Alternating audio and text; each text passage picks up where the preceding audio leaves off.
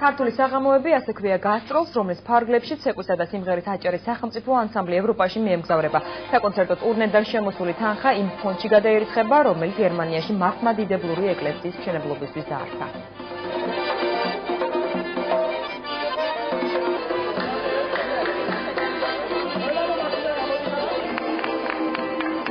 ანსამბლი სამიდან 9 დეკემბრამდე მიემგზავრება გერმანიის საფრანგეთში, კერძოდ ბატონი ლაშა ამიანის ხელმძღვანელობით. 7 ცეკვა გაგვაქვს. აქ არის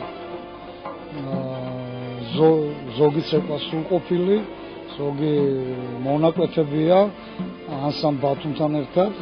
ესენი არიან მომღერლები სახელმწიფო ანსამბლის მოცეკვავები, ანსამბლი ბათუმი, სახელმწიფო ანსამბლის ბენდი, მუსიკალური და ასევე მონაწილეობას მიიღებენ ადამიანები, რომლებიც შემოქმედების სხვა მიმართულებით არიან დაკავებული, მხატვრები, მოქანდაკეები.